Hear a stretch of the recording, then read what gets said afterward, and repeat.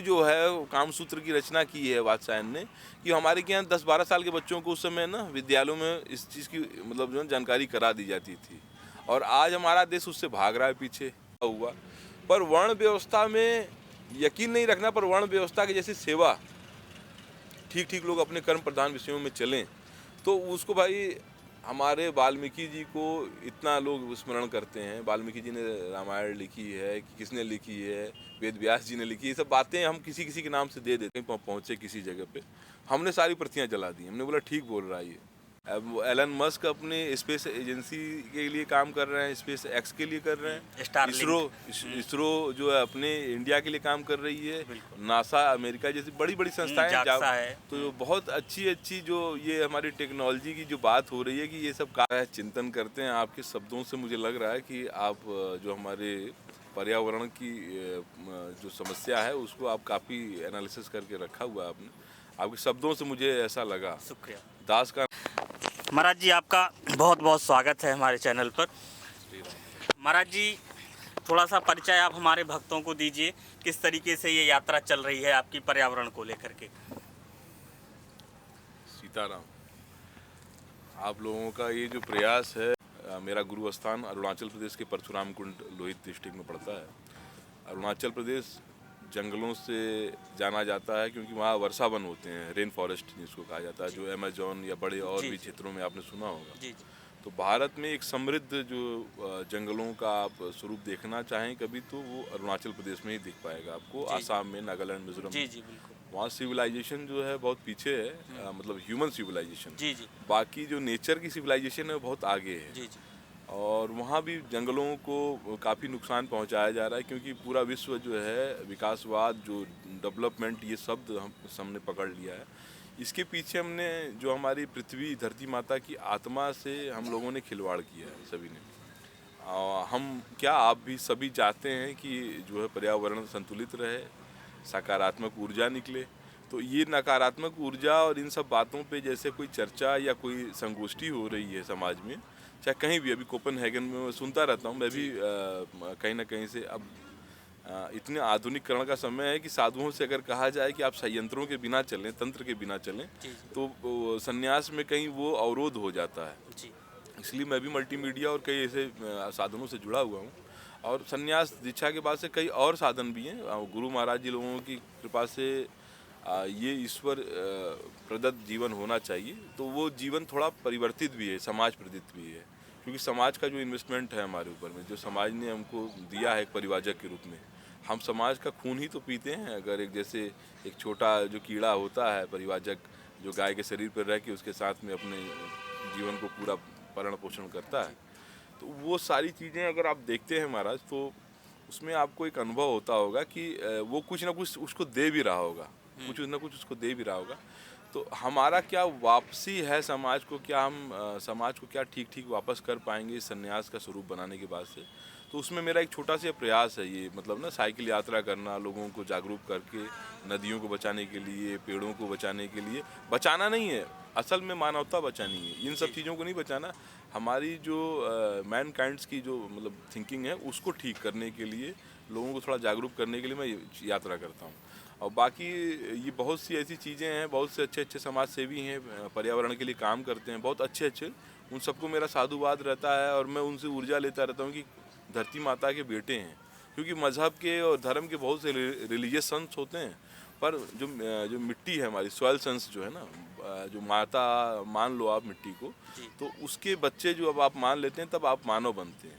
तो हम आदि मानव काल से ह्यूमन सिविलाइजेशन में, जो भी इंडस वैली सिविलाइजेशन हो, चाहे हमारी बेबीलोन, मेसोपोटामिया, हमने जो भी जो इतिहास में हमने सुना है, पढ़ा है, तो उन सभी सिविलाइजेशन के बाद से नेचर के साथ ही वो सारी जो है ना हमारी सभ्यताएं आगे आई हैं। पर अब जो सभ्यता आ रही है, जो अब जो विकासवाद में जो डेवलपिंग कंट्री के नाम से लोग जानना चाहते हैं कि विकसित देश और विकासशील देश, तो उसमें ये सब चीज़ें बड़ी माहौल बना के बिखेर दी गई हैं। मतलब प्रकृति को मतलब बिल्कुल छोड़ दिया गया बेसहारा, और जिसकी वजह से हम सभी का अस्तित्व है, हम सभी जो है अपनी हवा, पानी, ऑक्सीजन जिससे ले रहे हैं, वही हमारा जो है दूषित हो चुका है। और हम चाहते हुए भी इन सब का शोषण होते हुए देख रहे हैं। इन सब का दोहन होते देख रहे हैं। ये हमारी कमजोरी है, ये हमारे मानवता में, ये हमारा उदारपन, ये कहीं ना कहीं से क्षीण हो रहा है। महाराज जी, भारत सरकार का एक कार्यक्रम है लाइफ करके, उसका उद्देश्य ये है कि आप अपने जीवन को इस तरीके से जिए कि पर्यावरण का ज़्यादा से ज़्यादा संरक्षण हो और क्षरण कम से कम हो। भारत सरकार का ये प्रयास है। ऐसे स्मार्ट एग्रीकल्चर करके एक प्रोजेक्ट है भारत सरकार का कि एग्रीकल्चर, खेती को इस तरीके से कीजिए कि प्रकृति का नुकसान ना हो। झूम खेती टाइप का कुछ कीजिए या जैविक तरीके से कृषि को उपजाइए, इस तरीके की बातें हैं। तो महाराज जी, आप ये बताइए हमारे दर्शकों को कि किस तरीके से वो अपना जीवनचर्या या दैनिकचर्या अपनाएं जिससे प्रकृति का क्षरण कम से कम हो। देखिए, मैं बहुत सुझाव इतना तो नहीं दे पाऊँगा, क्योंकि मैंने भी काफ़ी यात्राएं तो की हैं, अनुभव भी कुछ थोड़ा मोड़ा रहा होगा। पर सरकार ठीक ठीक काम कर रही है, मुझे भी लगता है कहीं कहीं कर रही है, पर सरकारी जो काम काज है उसके पीछे में जो हमारी कमजोरियां होती हैं, मशीनरीज, जो गवर्नमेंट मशीनरीज का दुरुपयोग होता है। मैंने देखा सरकार ने काफ़ी फॉरेस्टेशन कराया हुआ है। हमारे नए जो इंफ्रास्ट्रक्चर क्रिएशन में जो है, कुछ सड़कों के नए नेटवर्क को डेवलप करने में सरकार ने रोड पे जो हमारे पुराने वृक्ष थे सड़कों के किनारे, तो वो हमारे सामने ही कट गए। काफ़ी मैंने यात्रा करके इसका अनुभव किया। पर सरकार फिर लगा भी रही है, और एनजीटी हमारी नेशनल ग्रीन ट्रिब्यूनल संस्था है, वो भी काफ़ी जोर दे के काम कर रही है। धीरे धीरे हमारा भी, हम लोगों का, हमारे देश का जो प्रयास है सकारात्मक है, हम लोग भी धीरे धीरे बढ़ रहे हैं उस तरफ में। पर समस्या ये है ना कि जो हनन बहुत ज़्यादा हो चुका है उसको मध्यम गति से करने से फिर जो है हम बहुत पिछड़ जाएंगे, और धरती माता हमारी अलग अलग स्वरूप से जो है आगे हम लोगों से उपेक्षा कर रही हैं कि हमारे बेटे कब जगेंगे मेरे लिए। तो ये सब थोड़ी चेतना में लोगों को विशुद्धिकरण करके आगे बढ़ना चाहिए।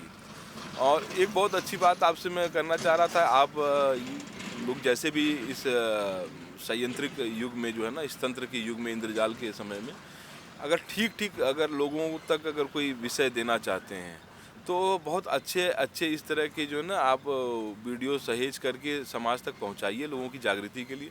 अन्यथा बहुत कुछ यहाँ पर आपको दिखाई देगा। कुंभ मेले की जो ऊर्जा है, ये सत्र जो है, कुंभ का जो सत्र है, इसमें सभी लोग एक दूसरे से मतलब मिलने के लिए आए हैं, ट्रांसपेरेंसी के लिए, और यहाँ ऊर्जा देने के लिए। स्नान ही यहाँ का मुख्य कारण नहीं है कि हम संक्रांति का चाहे माघी पूर्णिमा का स्नान करेंगे कुंभ का, और ये कोई बहुत इसमें बहुत कुछ संस्कृतियाँ एक दूसरे से आदान प्रदान करती हैं। भारत के विशेष राज्यों से लोग आते जाते रहते हैं यहाँ पे। तो इस यात्रा का बहुत बड़ा उद्देश्य होता है आने जाने का यहाँ पे। ऐसा नहीं कि लोग आ रहे हैं केवल ट्रैवलिंग करके कि यहाँ बस पहुँचे और नहाए। इसमें बहुत अलग अलग तरह की ऊर्जा लेने के लिए लोग आते हैं।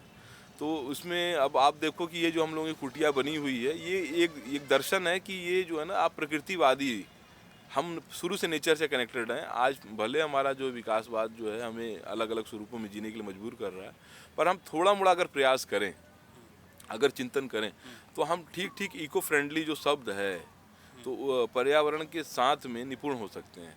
तो हमारे प्रयासों में मनुष्य ने प्रयास कर करके बहुत प्रयास किए। तो मैंने ये सुना था, थेम्स को भी बहुत गंदा कर दिया था, जो ब्रिटेन में, लंदन में, मैनचेस्टर से आने वाली, जैसे हमारे यहाँ कानपुर है, वैसे ही मैनचेस्टर उनके यहाँ का इंडस्ट्रियल एरिया है।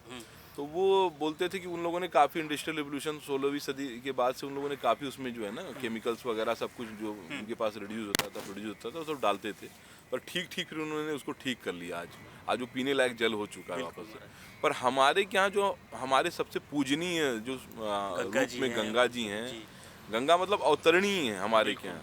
अवतरण उनका मतलब जैसे कई नदियाँ जो है ना प्रकट हुई होंगी धरा वसुंधरा पे, पर अवतरण कराया गया है सागर और भगीरथी की कहानियों से, वो सारी बातें हैं।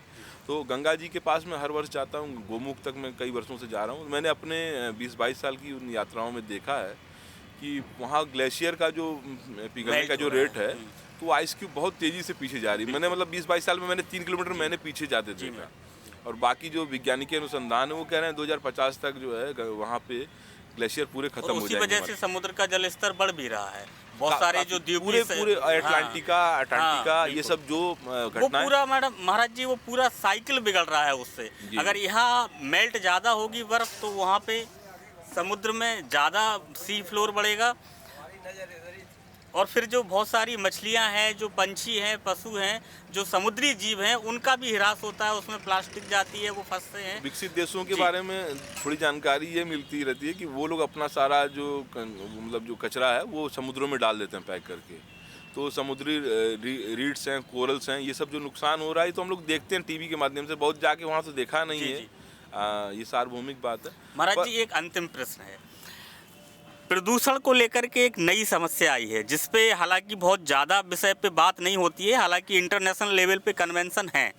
वो है स्पेस का पॉल्यूशन, स्पेस डेब्री जिसको हम लोग बोलते हैं, कि इतने सैटेलाइट छोड़े जा रहे हैं कि जो लो अर्थ ऑर्बिट है उसमें इतने सारे सैटेलाइट हो गए हैं कि वो कब एक दूसरे से टकरा के वहाँ पे कचरे का निर्माण करें, उसको लेकर के बहुत समस्याएं हो रही हैं। क्योंकि अब जिस तरीके से मानव सभ्यता आगे जा रही है, टेक्नोलॉजी का प्रयोग हो रहा है, जो नैनो सैटेलाइट है उनका बहुत यूज हो रहा है, और खासकर लो अर्थ ऑर्बिट में, क्योंकि जो इंटरनेट देना है, जो जियो सेंसिंग करनी है, वो सब उसी से होती है। तो महाराज जी, इसके बारे में कुछ आप बताइए।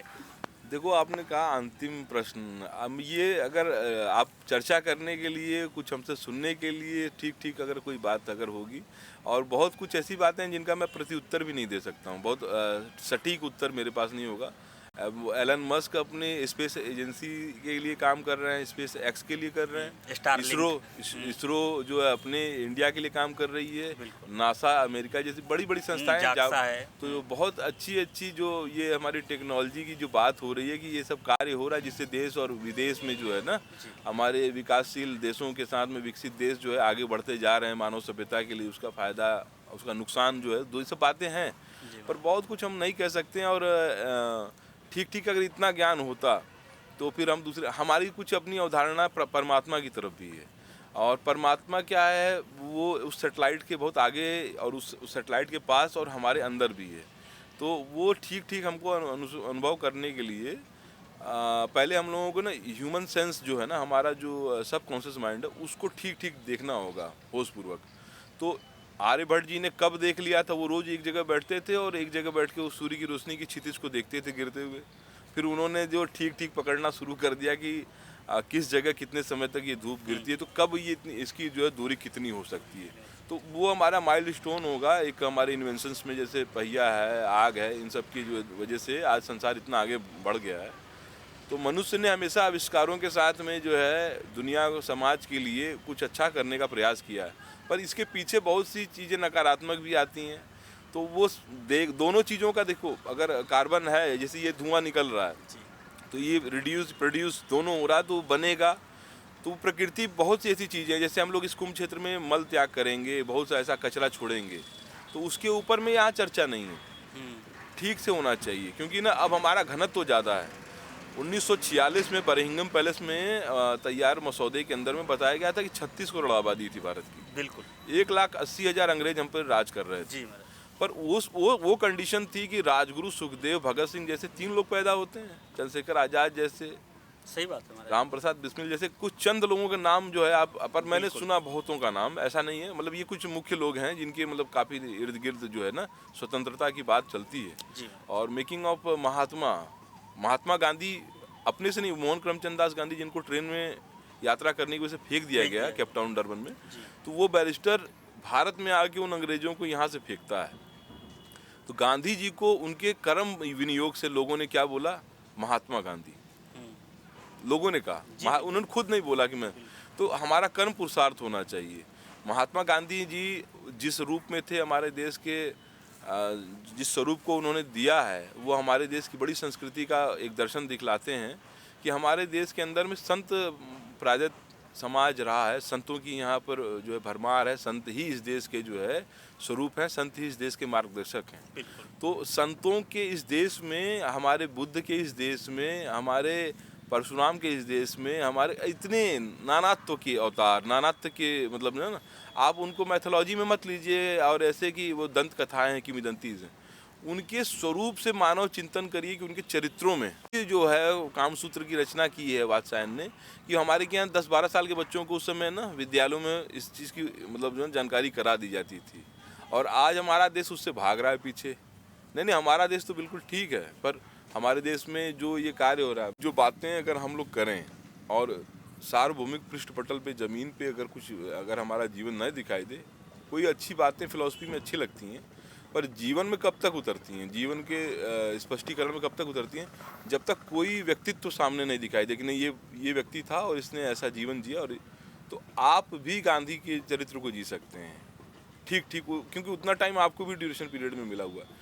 पर देश में अगर सभी लोग अपने सही रूप को लेके प्रयास करें तो ये जो इन्वायरमेंटल पोल्यूशन की बात होती है, प्रकृति में जो क्षरण हो रहा है, जो अवधारणाएं बन रही हैं मनुष्य समाज की कि नहीं ये ठीक नहीं हो सकता, ये सब कुछ तो हम कर ही रहे हैं। इसको ठीक ठीक तरीके से ना, अगर हमारी मोरल रिस्पॉन्सिबिलिटी, मोरल ड्यूटी है कि हम इसको ठीक ठीक तरीके से समझें और बहुत अच्छे प्रयासों से फिर हम इसको बदल सकते हैं। ये मनुष्यों के बहुत गुण रहे हैं, तो वो बहुत कुछ चीज़ों को मेसोपोटामिया से लेके आ रहे हैं, बेबीलोन से लेके आ रहे हैं, तो हमारी इंडस वैली सिविलाइजेशन से, मतलब जो हम देख रहे हैं हड़प्पा मोहनजो, आप देखिए कि उन लोगों ने भी ठीक ठीक शहर बसाए होंगे हमारे जैसे, उनके टाइम में जितनी ज़रूरत थी उसके हिसाब से उन लोगों ने डेवलपमेंट किया। पर आज जो रिक्वायरमेंट है सोसाइटी को, तो उसके हिसाब से आज जो चीज़ें हो रही, तो हम इसको बिल्कुल वो नहीं करते खंडन कि इनको बंद कर दिया जाए। इनको ठीक करने के लिए इस पे लोगों का सपोर्ट सरकार के लिए ज़रूरी है। सरकार नहीं करती है, लोग जो जनमानस हैं, लोकतंत्र है हमारे देश के अंदर में, तो वो ठीक ठीक उस तरह से करे। हमारे यहाँ जो राजा रामचंद्र जी थे, तो उनके यहाँ राज ऋषि हुआ करते थे।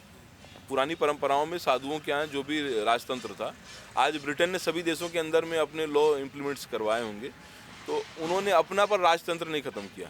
क्वीन विक्टोरिया जी का आप जानते हैं कि वो आज भी राजशाही वहाँ पर चलती है, फिर भी वहाँ प्रधानमंत्री नहीं है वो। जी, और उन्होंने और देशों को लोकतंत्र में बनवा दिया। तो ये बड़ी बारीक सी एक सूक्ष्म दृष्टि है कि, क्योंकि देखिए राजतंत्र हमारे नेपाल में भी था, ठीक ठीक चल रहा था, पर जैसे राजतंत्र गया तो काफ़ी दिनों से वहाँ अशांति फैली हुई है। तो ये राजतंत्र का भी होना जरूरी, क्योंकि राजा जो है, राजा की एक मर्यादा के साथ में जीवन जीने का, हमारे आर्यभट्ट नाम से वर्णीय है, रामानुजम जी राम अपने कर्म से वर्णीय है, पर हमारे राज ऋषियों के नाम आप नहीं जानते हैं। वशिष्ठ से लेके कई ऐसे ऋषि हुए जो राजाओं के यहाँ उनके नीतिकार हुए, पैनलिस्ट थे उनके। हमारे यहाँ आप अकबर तक अगर आते हैं, जब मुगल आक्रांताओं ने जो हमारे के देश के अंदर में राज्य किया है कुछ समय का, तो उसमें भी आप देखिए कि नवरत्न रखते थे, अच्छे लोगों को छांट के अपने के यहाँ ले आते थे।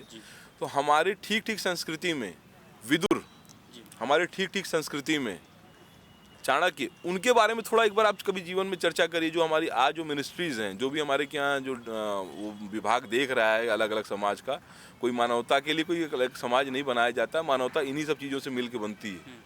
तो विदुर जी जो है हस्तिनापुर के राजा के जैसा जीवन भी जी सकते थे, महामंत्री थे हस्तिनापुर के, पर एक कुटिया में रहते थे। उसका सेंस क्या है, उसका तात्पर्य क्या है?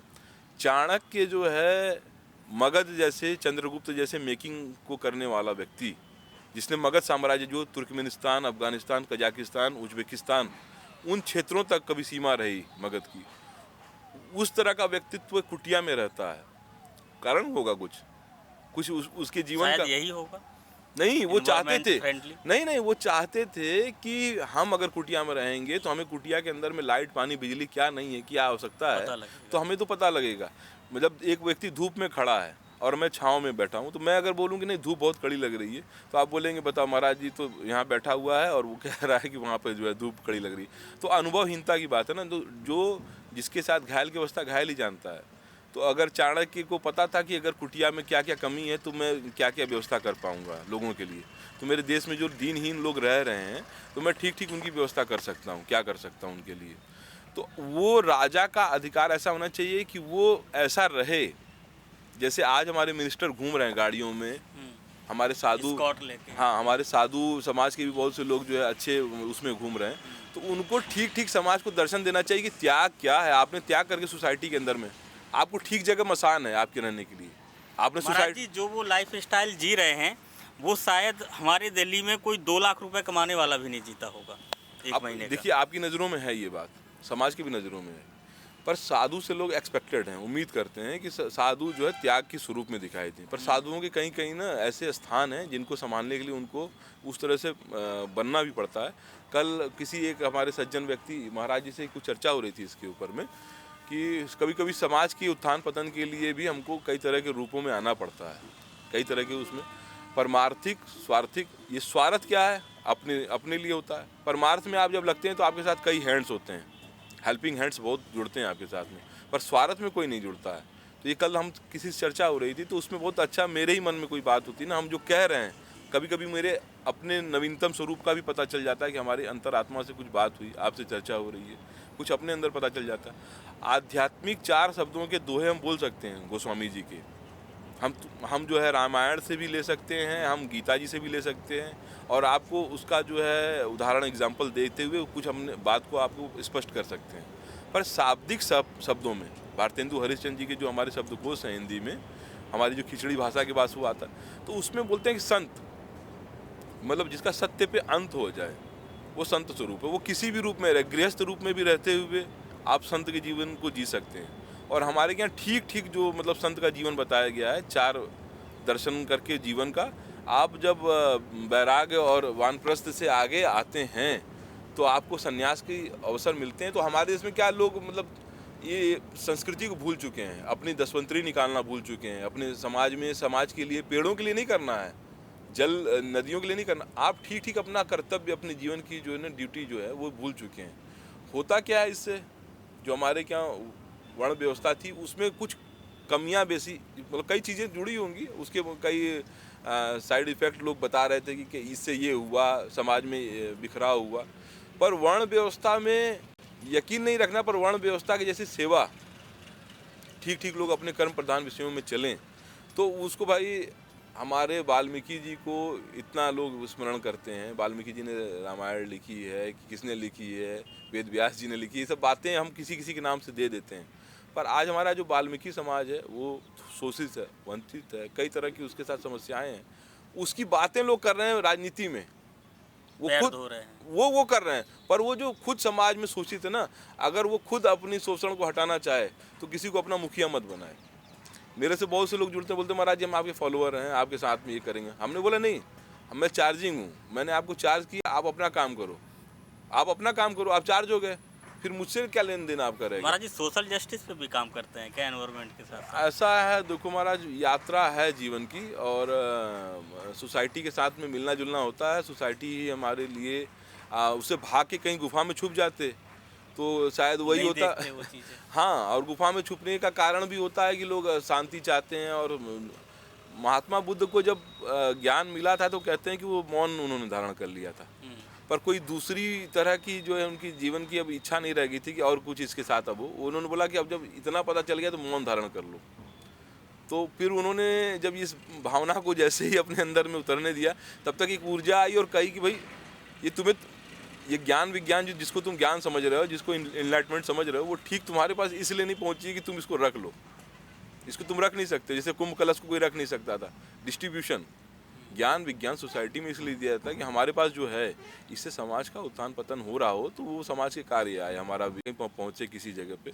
हमने सारी प्रतियाँ जला दी, हमने बोला ठीक बोल रहा है ये, अपने कर्म पुरुषार्थ में करो, किताब लिखने से नहीं। करके दिखाएंगे वो चीज़ तो आदमी ज़्यादा देखेगा।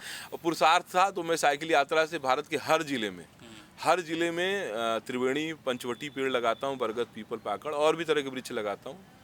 तो उनको लोगों को जोड़ने के लिए यज्ञोपवीत भी कर देता हूँ मेरे पीछे कि आज से आपका ये बेटा हुआ, आप इसके गार्जियन हुए।